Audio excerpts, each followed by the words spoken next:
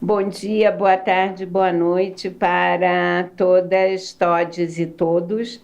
Eu estou aqui no segundo episódio do nosso videocast sobre acessibilidade digital com a Simone Freire, que é a fundadora do movimento Web para Todos, e nós vamos continuar discutindo a questão da acessibilidade digital. Para aquelas pessoas que estão nos vendo pela primeira vez, eu recomendo que assista ao primeiro videocast, que aí a gente compartilha muito a ideia mais filosófica do conceito de acessibilidade digital e da sua importância na vida de todas as pessoas, sejam elas ou não portadoras de deficiência. E, sobretudo, talvez para as que não sejam portadoras de deficiência. É muito importante isso. E aí a gente discutiu muito. Bom, eu esqueci só para dar uma introdução, meu nome é Mônica Derrur, eu esqueci, pulei essa parte, e estou a vice-presidente da Brasil Foundation. E nós estamos aqui, uma coisa que é importante dizer, que a gente está celebrando o mês da filantropia que transforma, né, com o apoio da Rede Como Há para a realização desses dois videocasts. E nessa questão do mês da filantropia que transforma, é muito importante a gente discutir como é que a gente pode trabalhar numa perspectiva de acesso ao conjunto de direitos para todas as pessoas dessa multiplicidade de realidades do Brasil, que constituem o Brasil hoje, né? É muito importante o que significa, como é que a gente, enquanto organização da sociedade civil, enquanto organizações que nós fazemos, por exemplo, parte da Rede Como Há, que é uma rede de organizações da sociedade civil voltadas para a filantropia comunitária na perspectiva da justiça social. Ou seja, como é que nós que trabalhamos, a gente respira justiça social, a gente pode olhar o mundo pelo celular, mas saber que esse mundo que a gente está olhando pelo celular é acessível para, de fato, todas as pessoas. Simone, aí, conta como é que o Web para Todos, a espiral interativa, como é que você faz no seu dia a dia para realmente trabalhar com esse aspecto da questão do direito. E conta como é que, praticamente, como é que a gente, no mundo do dia a dia, pode fazer com que isso aconteça. Obrigadíssima, mais uma vez, Mônica. Obrigada, Brasil Foundation, aí por esse convite. Ótimo você ter reforçado para o pessoal assistir o nosso primeiro papo, porque é isso, para a gente não ficar repetitivo, inclusive, né? Então, vai lá, né? Absorve tudo, e aqui eu vou trazer um lado um pouquinho mais prático, que eu acho que nessas minhas andanças, né, que com acessibilidade digital já são mais de 15 anos, imagina falar de acessibilidade digital 15 anos, 17 anos atrás. O pessoal nem sonhava. Era outro mundo. Um dos primeiros, até legal, né, vocês entenderem essa evolução.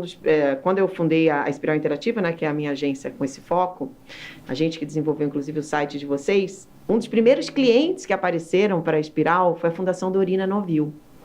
Então, a dona Dorina, né, ela inclusive era viva e tal. E aí vocês imaginam, 17 anos atrás, uma organização como a Dorina, né? Adoramos a proposta, né, do trabalho de vocês, de pensar a presença digital de organizações, né, de uma forma mais inclusiva. Mas é o seguinte, vocês fazem toda a comunicação de vocês para as pessoas cegas? Nossa, essa cara de espanto eu fiz 17 anos atrás. Eu falei, gente, eu achando que estava arrasando com a minha agência. E a gente estava, maravilhoso. Mas assim, eu não imaginava. Eu falei, como assim? E não só o trabalho para fora da organização, mas assim, quem publica no nosso site também são pessoas de comunicação cegas. Ou seja, o publicador do site tinha também que estar cego, tinha também que estar acessível. Então, ali foi o meu despertar e o despertar da minha equipe, assim, se a gente quer um mundo, né, verdadeiramente digital, verdadeiramente inclusivo, a gente tem que pensar nisso para as pessoas mais diversas possíveis. E ali a gente acabou entrando, né, e acabou sendo a minha paixão de vida. Fui casada com um tetraplégico, olha só. Né? Então, assim, pô, você tá ali, né, com a pessoa no dia a dia. Uma coisa é você trabalhar para, né, se dedicando, e outra coisa é você viver com uma pessoa que você tá ali vendo no dia a dia essa dificuldade. Né? Na época era banco, era com token. Lembra disso? Recente. Agora é token no celular, tudo bem. Pode ser por comando de voz, é mais fácil. Mas antes, assim, como uma pessoa que não tem o movimento dos braços faz para apertar o token e entrar na conta dela? Qual que é a autonomia que essa pessoa tem para entrar num site, por exemplo, de uma organização e fazer uma doação sem precisar que alguém entre, coloque o número do cartão de crédito dela e faça tudo isso? É como mandava mensagem se não fosse a possibilidade de gravação no WhatsApp. Exatamente. Então, quando a gente tem, né, esse cenário, estamos aqui que a gente viaja, eu e vocês juntas, né, Mônica? Eu já até perdi Não, mas, a gente vai aí na prática, né? Não, eu já estava pensando aqui numa série de como é que você faz para lidar com as mídias digitais, e está hoje incluído na questão das mídias digitais, mas a gente tem que ir para um lado mais prático. Assim, eu lembro que eu fiz uma visita uma vez à Fundação Dorina Novil, e assim, a capacidade que eles tinham, eu achei super avançada a área digital deles, e a gente olha hoje, faz uns 10 anos atrás também, eu acho que você devia estar começando a andar por lá. Mas como é que a gente faz no nosso dia a dia enquanto uma pessoa de organização social? Como é que a gente transita para entender esse mundo? Porque uma coisa a gente discutiu como é que a gente se torna atenta, mentalmente atenta para essa questão.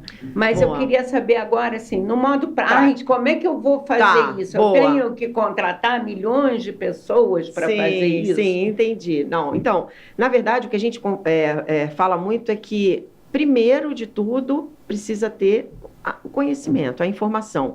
E é uma informação, Mônica, que, por exemplo, se vocês entrarem no site do Web para Todos, a gente tem biblioteca, a gente tem blog, a gente tem entrevistas, a gente tem material técnico, tudo aberto, gratuito, né? Então, começa por uma conscientização, principalmente do time da organização, que está ligado aos canais digitais. Às vezes é uma pessoa só.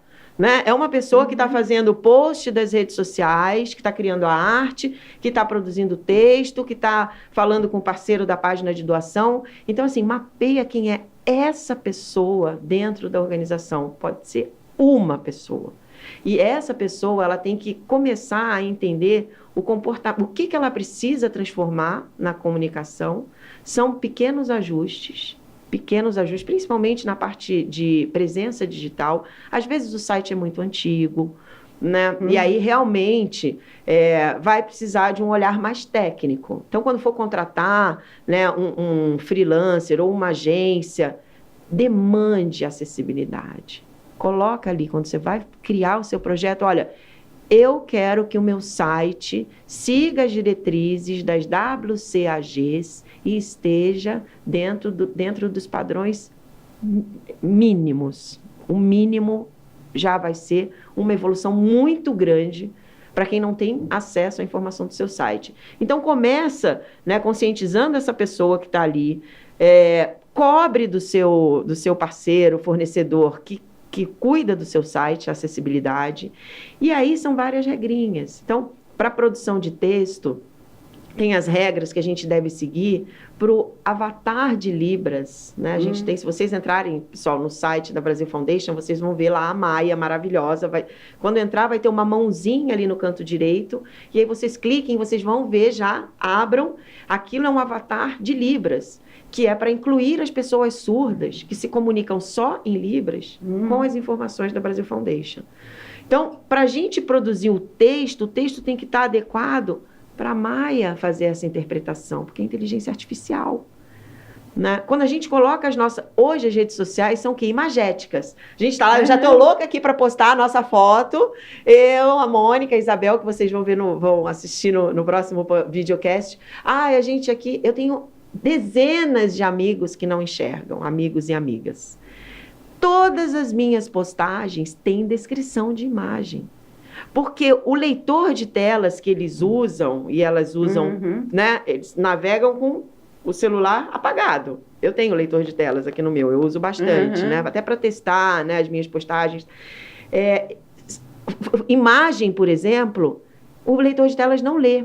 Então, se eu publico uma foto nossa, Mônica, você entrar no meu Instagram, por exemplo, vai estar lá. Simone e Mônica, estamos num estúdio, sentadas frente a frente, ao fundo uma tela escrito Comunicação, Inclusive Acessibilidade Digital no Brasil, Brasil Foundation como A. Eu visto a camiseta preta do movimento Web para Todos, estou com os cabelos soltos sorrindo, porque eu escrevo isso, porque os meus amigos que não enxergam e amigas vão saber o que é aquela foto. E quando a gente transporta isso, né, para uma realidade de uma organização, por exemplo, tá lá um banner no site maravilhoso para captação de uma campanha. Se não tiver descrição, você está deixando de falar com 6,5 milhões de brasileiros e brasileiras, que segundo o censo de 2010, tem cegueira e baixa visão.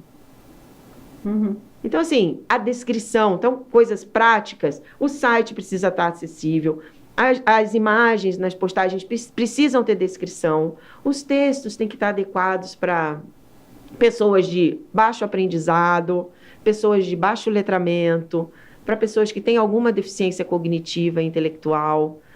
Ai, Simone, eu não sei, meu Deus, parece muita coisa. Não é. A gente fala que transformar a sua organização em uma organização inclusiva digitalmente é uma jornada. Fazendo até uma analogia com o mundo físico, imagina uma organização, alugou uma casinha nova ali, super, né, jeitosinha para ser a sede, chegou lá, putz, só tem escada, não tem banheiro acessível, vai dar para arrumar? Vai. Vai fazer assim? Não vai. Putz, vamos fazer aqui uma rampinha, legal. Próximo passo, vamos acessibilizar. O digital é a mesma coisa. Então, é uma jornada. A gente vai fazendo aos poucos. O importante é começar. Né?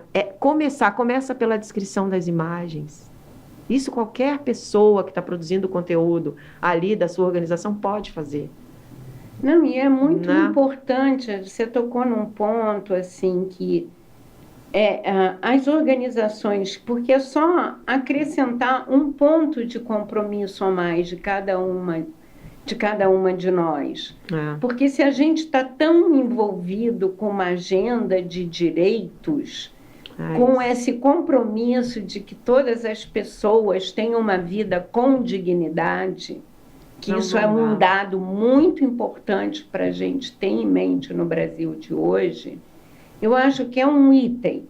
E é assim, quando você se compromete, eu lembro lá, já falei isso no podcast anterior, que eu sou uma dinossauro, quase estou na pré-história do setor social, eu acho que essa coisa assim de a gente tinha que começar.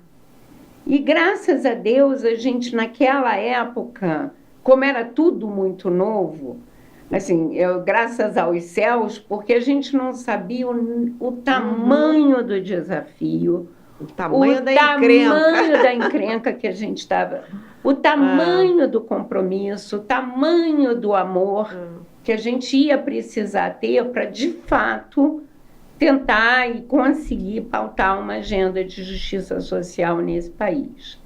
Então, eu acho que assim, é só uma questão de alargamento de visão, porque a gente tende, de fato, a questão da pessoa com deficiência é tão invisibilizada e inviabilizada, porque pensa assim, porque a questão da pessoa com deficiência, ela, ao contrário da maioria das questões sociais, ela permeia todos os estratos, ela é completa, ela a gente tem pessoa preta, cadeirante, a gente tem pessoa, independentemente da orientação sexual dela, tá ali, enfim, é cega, transversaliza.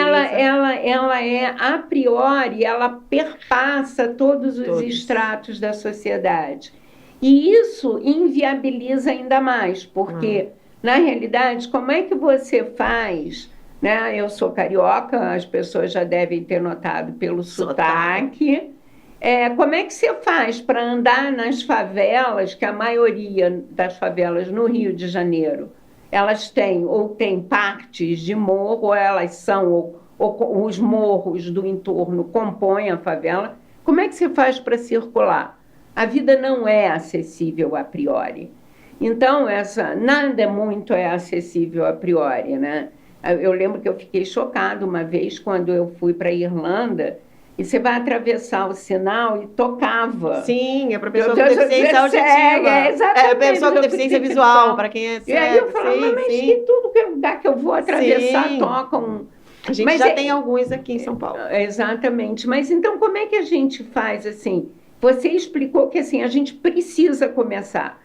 Agora, eu queria ouvir um pouco de você do movimento da Web para Todos. Como é que a gente pauta essa questão? Boa.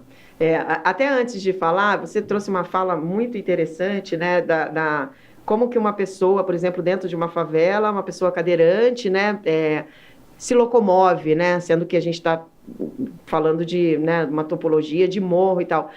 Nesse cenário, então, o digital se torna... Tem uma frase maravilhosa tem uma frase maravilhosa de uma engenheira de software da IBM, eu esqueci o nome dela agora, mas é uma frase antiga, que é assim, para as pessoas típicas, tipo a tecnologia...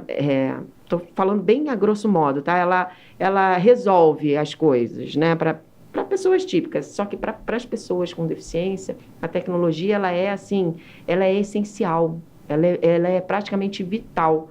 Porque se a gente pega um caso como esse, da pessoa ter uma dificuldade de locomoção, é muito mais fácil ela fazer tudo pelo celular, né? Só que, eventualmente, o celular não está preparado. Eu tenho uma colega, amiga, que é embaixadora do movimento, ela teve paralisia cerebral e ela tem o lado dela esquerdo totalmente comprometido. Ela é cadeirante, ela usa o celular só com uma mão e com o dedão. Você imagina hoje, né, esses recursos todos que tem assim, segure a sua foto e tire uma foto segurando a sua foto com o celular e envie. É uma coisa muito simples para a gente, né? Que tem o movimento das duas mãos. Ou banco, segure, aproxime, vai. Ela não tem essa destreza. Não então, a tecnologia, enfim, dei uma viajada, mas eu precisava trazer esse contexto da importância da acessibilidade digital dentro desse contexto de transversalização, né? Voltando, o movimento, ele entra, Mônica, com essa inquietude minha, que eu até comentei, ele entra em 3 pilares, né? A gente constituiu um movimento pensando em como que a gente realmente não só conscientiza, mas a gente transforma. Então, no pilar da mobilização, é um pilar que a gente faz o que a gente está fazendo aqui hoje. E é o pilar que a gente vai para a sociedade e que a gente participa de rodas de conversa, debate, entrevistas. É uma mobilização em massa. A próxima parte de atuação do movimento é a capacitação. Então, a gente já capacitou mais de 30 mil pessoas, desde que o movimento foi fundado, 30 mil profissionais em acessibilidade digital. Então, grandes marcas contratam a gente, governo contrata, a gente tem projetos com o governo, e a gente faz toda essa capacitação técnica, que se a gente não ensinar as pessoas a mudar ali o código, a mudar a experiência de usuário com deficiência, a mudar a produção do texto, fica só na conscientização, não adianta, a gente tem que ensinar. E a transformação, que é o último pilar, a gente presta como movimento consultoria.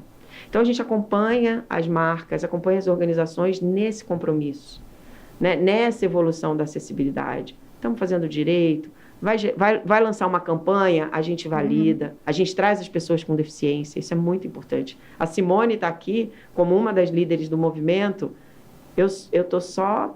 É a minha voz, eu estou emprestando a minha voz e o meu conhecimento. Mas quando a gente está em atuação com o movimento, a Simone, ela nunca está sozinha.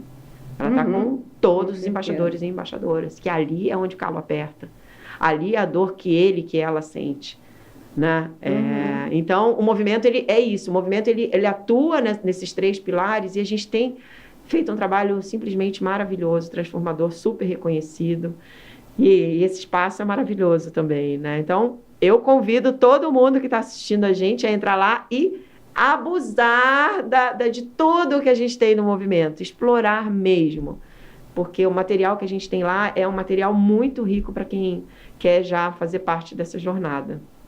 E é super importante, porque as pessoas sem nenhuma limitação, né?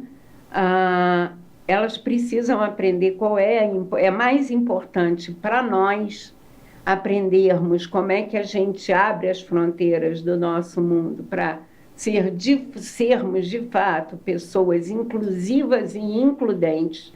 São 2 coisas diferentes. Sim. A gente tem que pensar que a gente tem que se tornar mais inclusiva, né? Eu acho que isso vai ser...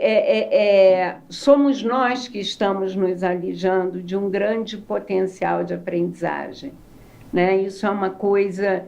Eu lembro que eu sofri um acidente que me deixou com limitação motora por quase 2 anos. E eu voltei a andar justamente porque uma pessoa muito próxima, minha afilhada, me ensinou que o mundo não tem limite. E que isso é muito importante. Você vai, se você quer, você consegue. Então, a gente tem que aprender a lutar todo dia para que o mundo não tenha limite para ninguém. Que lindeza, obrigada. Obrigada, Simone. E eu queria pedir a todas as pessoas que assistiram esse videocast que, se não tiverem visto, vão ao primeiro e compartilhem, porque, de fato, nós precisamos trabalhar a questão da inclusão das pessoas com deficiência na era digital. E a gente depende de você. Obrigada.